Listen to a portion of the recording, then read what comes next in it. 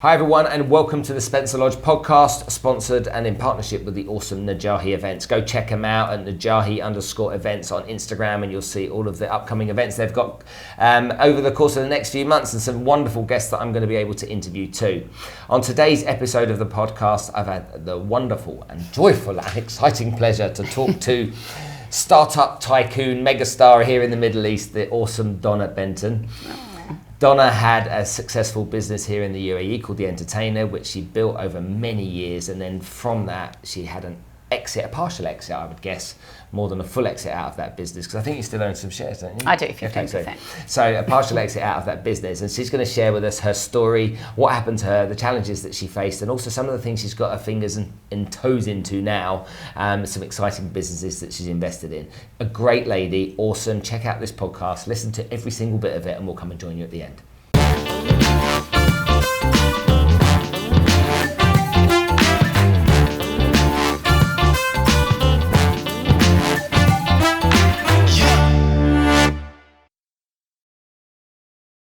Donna, welcome to the show. Thank you, Spencer. Lovely to be here. So, a lady that doesn't ask me for questions before an interview is my perfect guest. Let's just wing it. Let's see what comes out. So, I've watched a lot of stuff in the media recently with you getting involved in interviews and podcasts and all that kind of stuff. And I'm very, very conscious not to want to ask you questions that are typically asked of you. Okay. However, for the benefit of the audience, I would say probably 75 to 80% know exactly who you are, because they've been messaging me today saying, I can't believe you're interviewing Donna. Oh, but for those 25% that might not know who you are, just tell us a bit about your backstory. Well, I need a flip chart for that. I've got one somewhere. No. Well, my name's Donna. I'm from Australia, from Melbourne. I came to Dubai when I was 26. I actually came for a job first up, which fortunately didn't work out. And doing what? Was in marketing in a jewellery company. And so I was just really driving on Shakeside Road one day, and there were so many restaurants and attractions, but there's no incentive to get anyone to them. So I thought, well, if I don't own the 2-for-1 concept, but I wanted to do the 2-for-1 concept, but I put my own terms and conditions around it. So I thought if I could produce a book that would have 2-for-1 with terms and conditions, that would be a win to the merchant, a win for the customer, and also a win for me starting it up, well, hopefully that would be a great formula. And that's really where I started. I did my feasibility in the internet cafe because I couldn't afford a computer. I got taxis everywhere to start off with. And my first merchant was the Marriott, where I went to, and I signed in 5 fine dining and 3 family and casual. And they signed in for more money than I actually came here with. So I was so excited. I actually still remember that feeling today than I did 19 years ago. It was awesome. And that's really how The Entertainer was born. So I remember 15 years ago, people in the office going, have you got that book? Have you got that book? And it was like, I was like, what book? And then they put this kind of like huge thing, like this big on my desk. It's like, it's 500 dirhams and you can get 2-for-1 on everything in all these places. And I only like 2 restaurants though. I'm only really fond of that. and that's because I was one of these kind of people that wouldn't try other things, you know, when you know what you like. Creature of habit. But that's what The Entertainer did for me. It got me going out to other places and experiencing other venues and restaurants and bars and stuff. So and gave me a much better understanding of the city. Correct. I think what was great about The Entertainer, it gave you so much value. As a customer, It gave you so much value. You could save so much money. It gave you a lot of opportunities to go out as a couple or a family that sometimes people couldn't afford. So then they could afford it more. For example, if a water park you could go to more consistently, or a round of golf, or a restaurant. But it also got you out of your comfort zone. So then you would try new places because you might have already used those offers that you'd already used at your favourite places. So then you could try new ones coming up. So it was almost like your guide to where to go to dine at the same time, having a 2-for-1. So that's what people really loved about it. And the bigger the book, the better. It was so you had more big. variety. It was definitely big.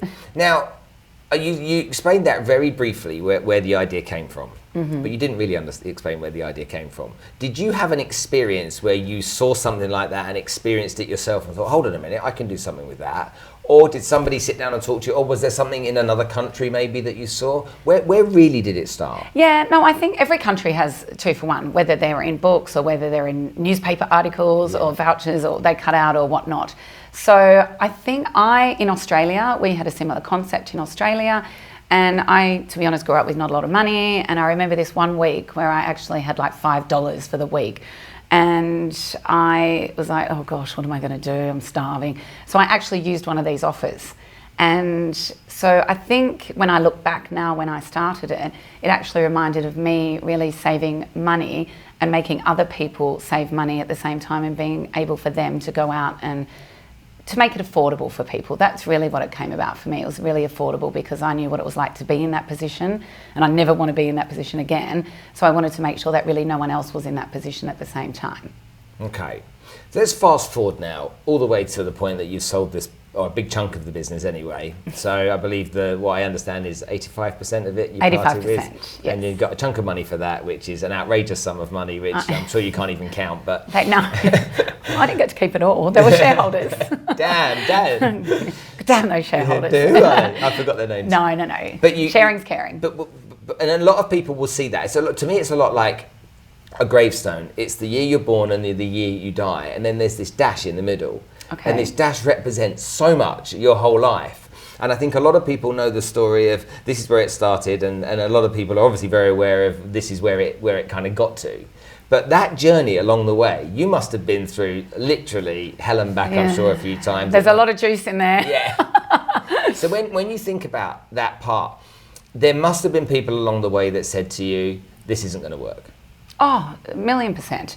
Listen, I've had ups and downs, I've had happy times, I've worried times, but you know the one thing, I never gave up. Never did I ever think it was not going to work. And you really just have to shut your ears to everybody, and you have to really believe in yourself. And I really believed in the concept for the merchant and the customer, and I thought it was just a winning formula. And there were, you know, for example, my uncle was one of them. I went for him to invest in the company because I only came to this country with $3,000 and I didn't have the funding for it. So I literally networked and went and asked people, and I said to him, for 50,000 dirham, you can have 30% of the company. And he said to me, oh, I don't think you'll sell more than 300 books. As he's Googling now. But When was the last time you saw him? Yeah, a little bit ago. But yeah, so I mean, it's interesting whether people believe in you, they don't. Sometimes it's an automatic defense tool to really, it's not going to work. It's not going to work. People put up a barrier. And whether it's a protection of you or a jealousy or a really they've got no idea, you can't listen to those people. You have, either the good or the bad, you really have to back yourself along the way first. And the other people who put you down are just irrelevant. They're whispers. Do you know what? That's a really lovely thing to say, but I don't believe in real life that applied. I bet there were moments that you sat on the end of your bed with your head in your hands thinking, is this really going to happen? Did you have those moments? You didn't? No. Honestly, I did not. I honestly... Most entrepreneurs do. I felt, I was saying this to somebody the other day, the three things that I actually felt when I started The Entertainer, or within the first 6 months, say, I felt excited because I had the concept and every entrepreneur is like, yes, we've got it, this is the idea.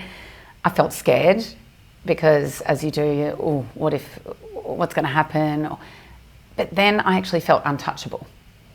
Within 6 months? Yep. Within 6 months, you know, I'd come from nothing, so I had nothing to lose.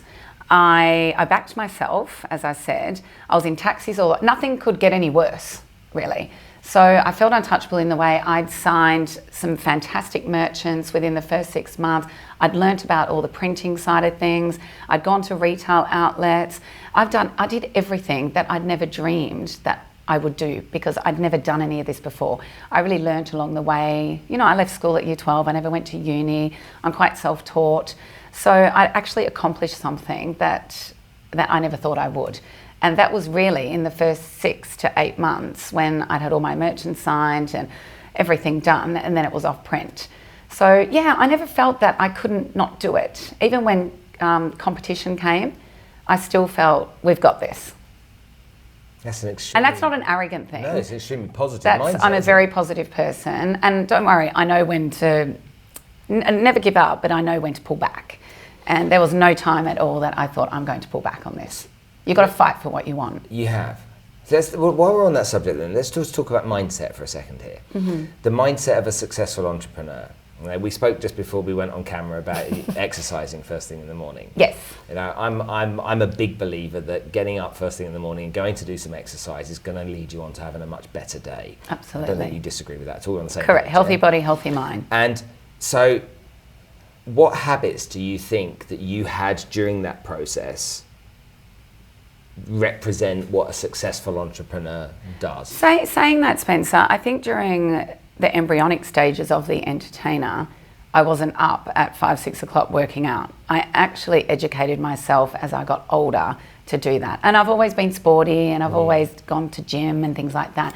But it wouldn't be, right, I'm up at, because I didn't have kids then, so it wouldn't be like, right, I'm up at 6, I'm doing an hour workout, then I'm going to the office. It was actually the opposite. I loved what I did, so I actually bounced out of bed to go to the fax machine to see if any merchants had actually signed their forms to send back to me. And it's almost that was my buzz, you know, just yes, signing that deal, and great, I've got, say, Wild Waddy in now or Chili's, and that's great for them and great for the customer. And it was just really exciting as you go through that journey. But exercise is definitely a ritual that I've done for the last probably 12 years at least. And it's not a weight thing for me, it's more a mindset. I always say when I've gone for a run, I'm like, oh, therapy's done now. Yeah. So it's, you just have a clearer mind, you're sharp, and I'm very much a believer of a balance. I'm very much to balance life. Who did you use as maybe not necessarily face to face, but mentors, people who you followed back then, people who's and back then not as much was available on the internet and podcasts weren't as popular, but what kind of stuff did you read and did you consume at the time? Was there a Tony Robbins, a Brian Tracy? Was there a Zig Ziglar? Was there someone that you kind of like thought, that's an inspirational character, I need to consume their content? To be honest, I'm probably the rarity of an entrepreneur because I didn't have a mentor and I didn't really read a lot of books. I followed things and, oh, that's good.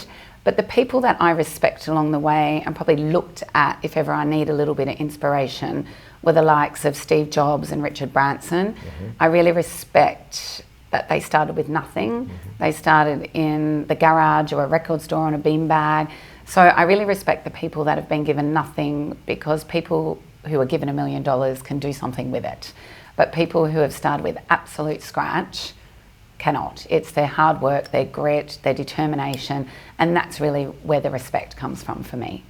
Now, after the success you've had, you've got other businesses that you're getting involved with and startups and stuff. Yeah, I feel like I'm back in the startup stage. Do you think though that now I suppose, like, have you ever done a skydive? Oh no, I don't like heights. Okay. That would freak me out. But when you do a skydive for the first time, it's terrifying on the ground. Oh, I'd have a heart attack right before I even got out of the plane. It's terrifying.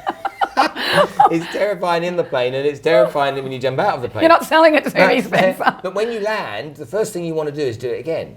Yeah. Because you now know what to expect. It's the fear. Okay, it's the fear of that. You now know that jumping out of the plane isn't the scariest bit, of the whole process, and so your brain is aligned to it. When it comes to being successful in business like you've become, going back to the startup phase again, do you think there's that kind of, I've done it, so I know the formula? No, So I think every business is different. Okay.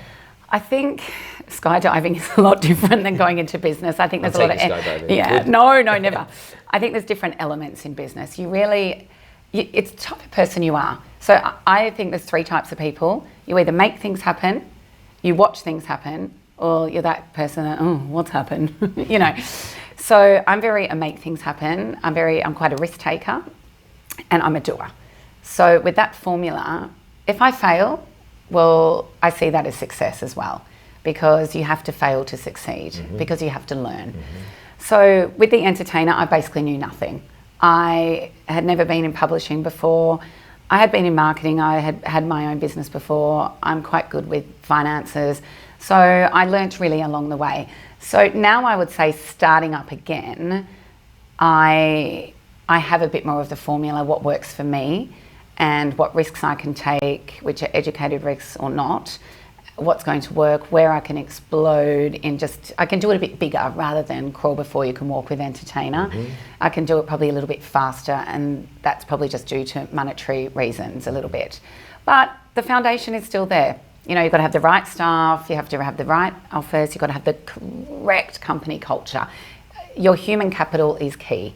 Again, you have to believe in yourself to do it, and you've got to have a good idea.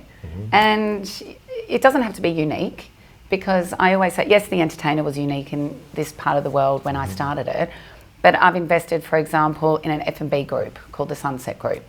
We own Black Tap as one of the restaurants. It's a burger place. Yeah, I know. There's so many burgers. The milkshakes you can't eat. Yeah, but people always say to me, oh, but someone else is doing that idea. I'm like, have you been down Beach Road? There's about 100 burger places, and they do well. So you have to differentiate what you can do to that burger place, what marketing tool you can to make it work. So with Black Tap, it's all about the milkshakes, it's about how you do the burgers, it's the on-sale. So it's a lot of different things, but they're burgers. So you've got to be smart and think outside the box, and you have to be a leader, not a follower, and sort of get your ideas, your terms and conditions around the concept. Okay. Talk to me about these new businesses that you're working on now. Oh, Spencer. So I've invested in quite a few businesses that I enjoy. So another one thing, if people know me, I only invest in things that I have passion with. If somebody came to me with a spare tyres company, 11% ROI, I'd probably say no, because I don't have the interest in spare tyres. So I've gone into a sports company called Dawson Sports. We provide all the sporting equipment to all the schools and the clubs, and I love that. It's especially for the kids in schools. So we do that, and that's a B2B and a B2C site. We're opening up our first store in Makato at the end of this year, or at the end of November. So I really love that, and we've also just got the rights for Sunto sports watches. Oh, I know Sunto. Yeah, the Garmin competitor, the round fancy ones. Correct, better battery life, but yes. No, they're both very good watches. So that was actually amazing for us. So we've just got the rights for the GCC for Sunto. So Dawson Sports is really, really coming along. We've just fitted out 300 schools as well. So it's great. Awesome product. We do all of our own products. So that's a great thing I'm very passionate on, is all the sports equipment. Then I have a salon called Chloe's after my daughter. And the reason I opened up that salon is through the entertainer. I used to do the body book, and there were so many beauty places in there, but everything opened at 10. I'm like, what about the working women who need a quick blow dry or manicure before work? Also the mums who drop off school and they want to have a hair colour before pickup. So there are a lot of elements. So we actually open at 7. So we close at 9. So we cater for everything, and I've done a small kids area as well where they can do all their nails and hair, so you can do a mum and daughter thing. So I've done the salon as well. I have invested in the restaurant group, which we have beach clubs and Luigia and Drift, and we're bringing over Sushi Samba. Okay. As well. I was there recently. I was just in the London last one. Weekend, Yes. So that's an awesome company. My daughter Sunset. will love you. That's her favourite place. Oh, we'll invite her. We'll invite her to the opening. It's coming next year to the new mall at the Kill. Oh, on really? right near Here on the Palm, on the Palm. And we've also got the beach club up there as well. So that will have an amazing view overlooking the Palm on the 60th floor or whatever it goes up to. So we're really, really driving the F&B industry here. We have a fantastic team, a great chairman, great vision. So the F&B world is great with them on board. And my new project will be, can't say too much at the moment because it's very much in the embryonic stages, but it's actually something totally different again that I've never been into, but I love. It's in the fashion industry world. It's unisex for men and women and for children. Everybody's got one. Everybody's got one, and I personally love them. If anyone knows me, I have a lot of them, and they're going to be really cool, great fitting. Exactly. Well, tell me more. They're going to be awesome. They're going to be probably 30% cheaper than the ones you really love now. So I'll come back on in 4 months and show you some examples. But it's watch the space with that. It's quite a big investment. I've really got great people on board for it. I've got the best in the business. We want to go global. We'll start with the GCC because that's close to my heart, especially the UAE. So I really want to start that here first. There's a big market for it, and there's a lot of vision for it. There's a lot of things that can tap onto it. So I'm very excited. Isn't there I can give you the name though. What? For when it comes out. I'm calling it cahacapo. Cahacapo. CAHA. Yeah. CAPO. Cahacapo. Would you like me to tell you the reason I've called it that? Can I tell him that now? I'm releasing a lot to you, Spencer. It's actually a really cool story. That's why I love it. So I love things with a meaning, with a name. So I was like, what's cahacapo? Trust me, you'll know it soon. So it's my business partner with Dawson Sports. So I said to him, give me 2 things you think about me and I'll write 2 things I think about you. So I said to him, casual and caring, and he wrote about me, positive and happy. So I put the first 2 letters of each of the words, and it's caha for casual and happy, and capo for caring and positive. But that doesn't tell me what the product is. No, but the people who wear this product will be those things. Will be all those things as well put together. So anything, it's just an amazing vision. No. Because when I do the downward dog, I'm not very happy.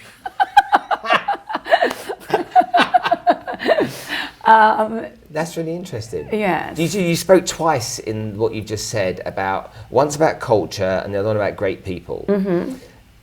I think for most people, that's one of the toughest things in business, to find really good people. Yeah.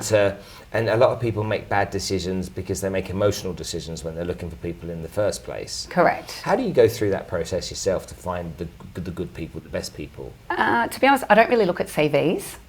I rather interview the person. Mm-hmm. I think I have I call it gut on the person. I look for personality, I look for energy, depending on the position, obviously.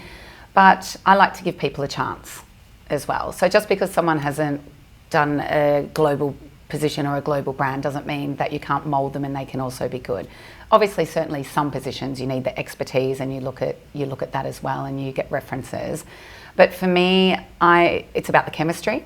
At the same time, you've got to work with these people 8 to 10 hours a day, so you have to get along with them. Yeah. But you also have to have the respect both ways. So you earn respect, you don't get it. Just as a boss, you don't just automatically get respect, you have to earn respect. And that's leading by example. So I like to interview everybody, pretty much, that I employ. People think I wouldn't say I'm a control freak, but I just like to be in the business rather than on the business sometimes. And I believe that's how you succeed as well, because when you actually get to the top, you still have to do the things that were in your foundation along the way, because as soon as you stop that and stop being humble, then you'll go down the slide. That's one bit of advice I could give to people. You just keep doing the things that you did along the way to make you successful. Whether it's 20 years on, keep doing them, because people will still love you for that. As you've grown business over the years, have you found it hard to relinquish control to a management team underneath you from time, or has it been a kind of slow kind of weaning you off process, or you've been able to go, right, it's yours, you carry the bag now, you get on with it, go on? Yeah, no, it wasn't like that. It was a little bit weaning. So I know my strengths as well, and I know my development areas, so it's easier to let go of your development areas because somebody's generally better at that than you. One of the hardest things to let go of is the finances, and to be honest, I'm still on that. You can never let go of the finances, really. You have to be on top of that at all times. But, things like whether it's HR, you have to then respect your manager's decision to do things at the same time. Whether it's sales, whether it's, the digital department, whether it's marketing, everyone has to have a voice as well. So I have quite an open door policy, but letting go is tough, especially when you've built something over such a long time. And also in startups, it's hard as well, because you're investing your money into it and your time, and you just don't want to, oh yeah, it's fine, you go and do it now, because you want to be in it, you want to be on it, and that's part of the journey. It's the excitement. And I think, as you were saying, everyone knows what it was to start up and to finish, but actually the most exciting time is the journey. It's actually not the finish. And it's great that you get rewarded for it and you get the exit, but the most exciting part is having those pizzas with your team and high-fiving and celebrating that you've got a deal, and like having your back against the wall because something just went wrong, and really seeing what pulls together. That's the journey, and that's the exciting part about it. There was somebody that won £170 million, I think it was, last week on the British lottery. Okay. And if you look over the history of the lottery winners in the UK, I can't speak for other countries, but 9 times out of 10, their life goes into a downward spiral after they get the money. Why? They go broke, most of them. Some of them go broke. Because they get given, they don't know what to do. They don't know how to deal with the money. Yeah. And they invest in crazy things, and they spend money on crazy things, trying to find some form of happiness. They give up their jobs. And I look at that, and then I look at you. And I say, right, there's a lady here that's received a chunk of money after putting all of that hard work in. I don't so much worry about how you look after your money. Hopefully I'm not going to go broke in the near future. But I do think about the emptiness, Because I remember when I stepped away from my group and I gave it to Danielle, like I told you before. Yeah. I stepped away and gave her control of the business, and all of a sudden my life became very empty. Because of the interaction. And literally it was a wilderness. And it made the world very dark for me. Yeah, okay. And I became very lonely. And I couldn't understand what my value was anymore. You know, I was asking all of these kind of questions, and probably there was an element of me feeling sorry for myself in there as well. Yeah. But that place that I got to, and there's another guy that I know that he sold his business. He built it for 2.5 years, and he put people in place to run the business, so that when he sold the business, it literally was a check, goodbye. Could run by itself. And he stepped out and he said, I felt brilliant that day and that night in the pub. He said I had a hangover the next day, and then I sat there on Monday morning thinking, what am I doing this week? And I realised I had nowhere to go. And so I know that you keep yourself busy. I understand that, but can you understand that type of place? No, absolutely. Did you I have any of those? I still miss the people at Do you? Entertainer. Yeah, I mean, it's my commercial baby that you build up, and you know, I've still got staff there that I've had for 15 years. So of course you miss that interaction every day, and there's a lot of people in the office, and it's very different than a startup. So you miss, whether it be the banter or the lunch or coming in or having a board meeting. Or maybe it wasn't not purpose. It's what do you call it? It's that regularity of doing stuff. What's the word I'm looking for? It's the but not routine, but it's more just the. I think it is though. It's not even self-assurance. It's more the atmosphere. You miss a little bit of that. Listen, I don't miss some things, but I miss some of the people. That's probably what it is, because I also have great atmosphere in the office that I'm in now. And as I said, with this new company, I've just signed a new office. So I've gone from my 20,000 square foot office to my 1,800 square foot, but it's exciting. And I really like that, and fitting it out. And we've got great people coming into it. It's like a little family again growing. So that's also exciting for me as well. And one thing I did do at Entertainer, I really made a huge effort to know everybody's name. That was one thing that I was really big on, but we grew a lot and over to 300 people, so it got a bit harder. But for the first 250, I pretty much knew everybody's name, and I used to walk around the office and go and speak to everyone. That was literally the first hour of my morning. I was popping in people's offices, what's happening. That was the interaction, that to be seen is really important as a leader. How do you think those people would describe you as their boss? Oh, I don't know, you have to ask them. If I was to guess, I think fair, firm, fun. What about Sarah? She's here at the moment. I'll ask her afterwards. Yes, I would say that definitely people would say I lead by example. I'm definitely not a dictator style. I get my hands dirty, but I'm all about action. If someone's not doing their job properly, I will tell them. I have absolutely no remorse for that. I don't like late, I like punctual. There's certain things that I am, but there's certain things I give on at the same time. So I'm very flexible as well if people need it, but if people start to take advantage, that doesn't work for me. Have you met anybody, or have you heard of anyone that's jealous?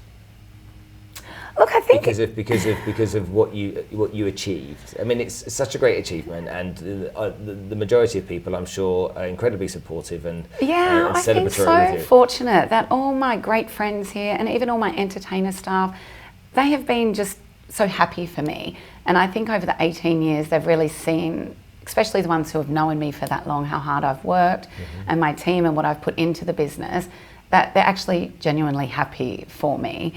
If anyone's jealous, it would be more people that really don't know me, maybe, that they have an expectation of what I would be like, but I'm not really like that. So everyone's jealous to a certain extent of someone, whether it's a sporting capacity or looks or a body build or intelligence or money or kids or whatever it may be. But to be honest, I can't say that off the top of my head I would know someone that's jealous. They're all just really, I try and surround myself by positive, happy, genuine people. And if I ever found that, the negativity doesn't work.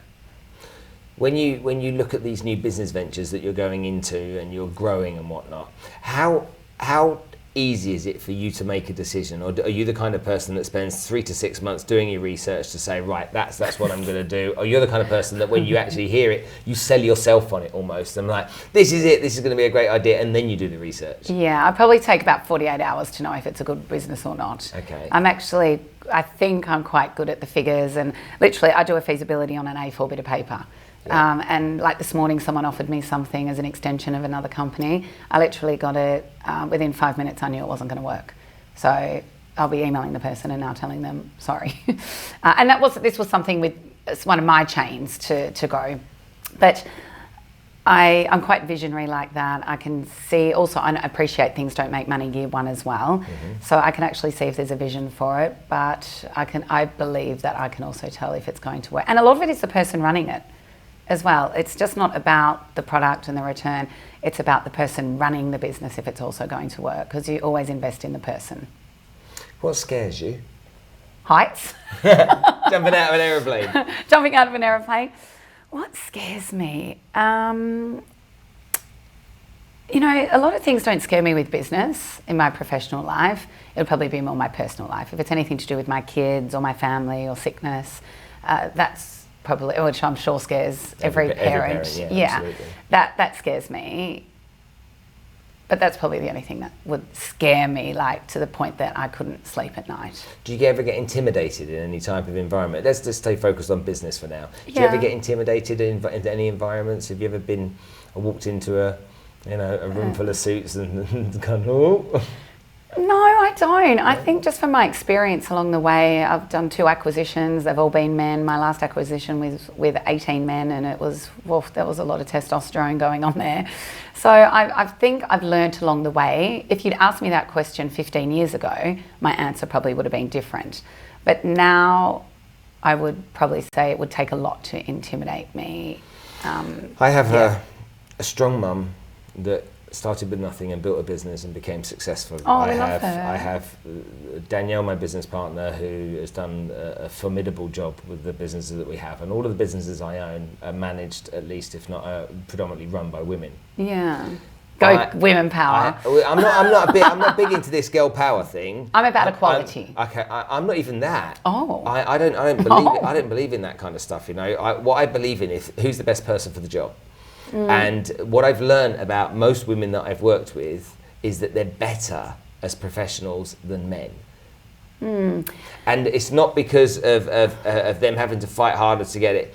I just find but the sad part is, in this day and age, we actually do. Yeah, but again, with the opportunities that have been afforded the people that work with me, they've had to fight equally, I believe. But I've always found that the women are better communicators, the women are better organised. When women understand leadership, most of the time, in my experience, they're extremely good at leadership. Yes. But when I say good, I mean consistent at leadership. Men can be very inconsistent at leadership. Yeah, I think the thing with women, and it's actually really sad, that I think it's around 5.5% of women are CEOs, which is quite sad because that's an internal... 95% of the women in my world are the CEOs. Yeah, that's good, high five. But that's obviously not entrepreneur-wise, that's corporate. Yeah, sure. And we get a little bit put down, oh, she's got kids, she won't be able to travel, she won't be able...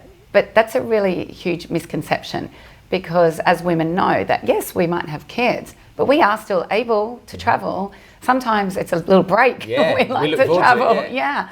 So I agree with you. Women are better multitaskers. Our vision, we're not yes people in a way, if you know what I mean. We get the job done, no matter what it is. We've got passion. Yes, we might get emotional on the way or hormonal or whatever it may be, but we want the same thing just as much as men do. And with the equality part, I was more saying that we also want to earn our own money. We want to be able to pay for our kids' schooling or homes or birthday presents or your boyfriend's Christmas present or whatever it may be. So in that regards, and in this day and age, I actually think you need 2 incomes anyway, because it's hard to get on. But I believe that women, I don't know what it is in our brain, but we just have this never give up attitude. And I think that's most women. I think that's what gets us there. It's that passion, it's the drive. When women should never put women down. Women should embrace women and support women, because we all want to lift each other up. And whether that's in the working environment, whether that's if you're a mum or you've had a breakup or an unfortunate situation, you know, forget the jealousy and forget everything. You know, you need to be there, give someone a hug, support them. And it's the same with a guy. You know, a guy, the problem with men, I think, they put up a front of what their emotions sometimes really are. Women show emotion a lot better than women. And that's a huge thing in the mental health world also, I think, that men have a stigmatism, which is sad really, because it shouldn't be like that, that I'm this and I'm tough and we don't cry and we don't this, but you're allowed to do that as well. And the world would be a better place if there was a little bit more emotion sold and if women also got given a little bit of better chance. Okay, to the point on women there, I describe it like this. Hell hath no fury like a woman scorned is an yes, saying, yeah? Never was in a bit of woman. Yeah. We would say. So okay, exactly. Don't mess with the a bit of determination that woman has is not loud. It's quiet. Okay, Yeah. it's kind of fierce, like you wouldn't believe, but it's quiet. And I see successful women in business have that. It's not a loud. Like guys will have the ego and the extrovert aspect to them. Most women I find, it's like the duck, it's on the top, it's calm, but underneath they're paddling like crazy and working really hard. And I think that when I notice that, I think that's quite exciting to think about the fact that the people in the business see this calm, organised, driven, focused person. And like with Danielle, I know that she's like underneath, she's like fired up like you wouldn't believe, but she doesn't have to walk around going, rah, you know. Yeah, you don't need that. You don't. That's an ego thing. Yeah, you know, absolutely. you don't need ego. You need respect. Definitely not ego. And sometimes silence is key, where you can just sit in your office, you tune out, everyone's doing their work, and you do your thing. But communication, as you were saying, women actually do have great communication. So, and that comes to the feelings, I think, and the emotion, and you know what we were just talking about. But yeah, you don't need to be a big tiger. You can be a teddy bear at times, and then a tiger when you need to be. And when you are a tiger, then people will listen because you're not normally that. You do it all the time. Yeah. Okay, 2 more questions. Do you think you've become a bit of a flag bearer for women entrepreneurs here in this part of the world?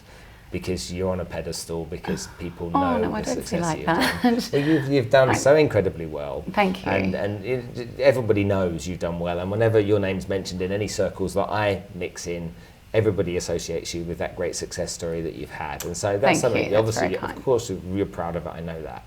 But do you feel that you've been given this responsibility to kind of do it for the girls type of thing, or? Look, I'm really proud of not what I've done, of what my team's done. I feel I have a responsibility, not just to women, but also to men as well, just to give them a bit of inspiration, motivation.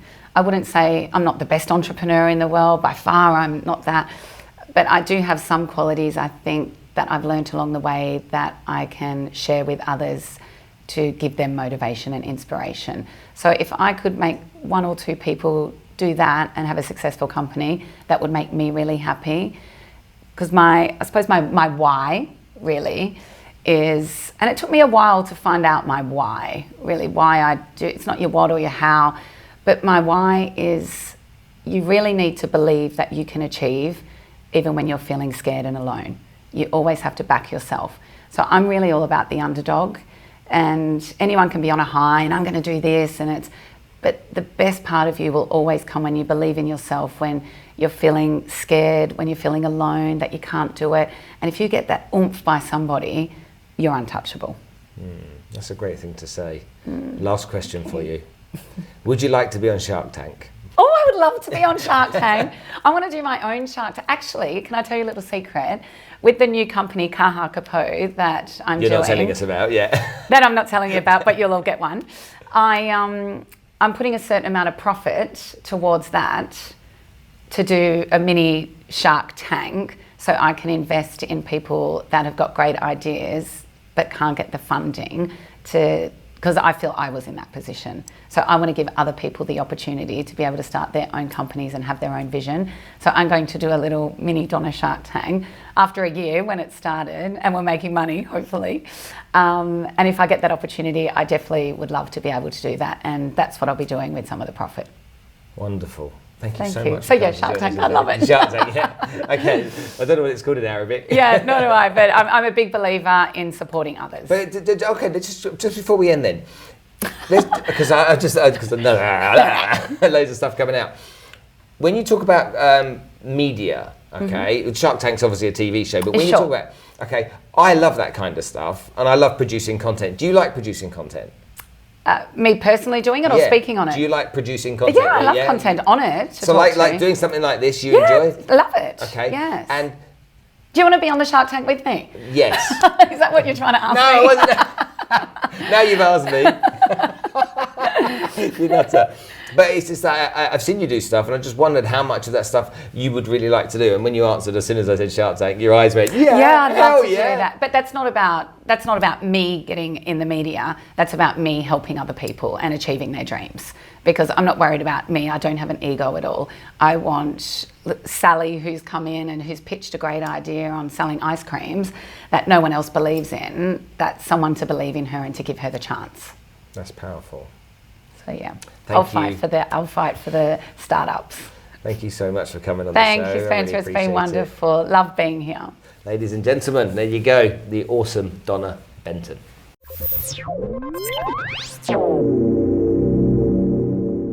Hi everyone, well I hope you enjoyed that podcast. What a great episode it was with the awesome Donna Benton. She's come on the show, she shared her stories, tips, tricks, ideas and strategies, told us about new businesses that she's developing as well. So hopefully you took something positive from it, but more importantly, did she enjoy it? Donna?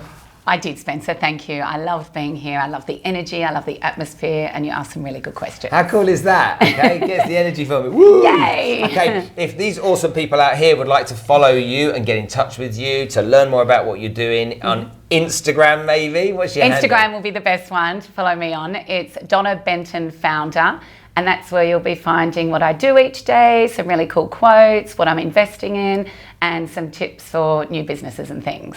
Okay, excellent stuff. So we'll put the link below here as well for you to go and check it out very easily. But really, Donna is epic in what she's done. It really is a massive, massive achievement. And so there's lots that you can learn from her. So don't sit down, okay, put the TV dinner on, stare at the Game of Thrones or blooming Netflix again. Do some investing, okay? Investing of time in learning and growing and becoming better yourself. And Donna's a great person to learn from. Hey, if you want to see more episodes of the Spencer Lodge podcast, then guess what? You can click over there and you can see more episodes. But if you're awesome and incredible and amazing and you're my fan, one of you, then by all means click over there and you'll be able to subscribe, press the bell button and you'll get those notifications coming through every single time we do an episode and you'll be able to miss nothing at all. Right, I'll see you soon, folks.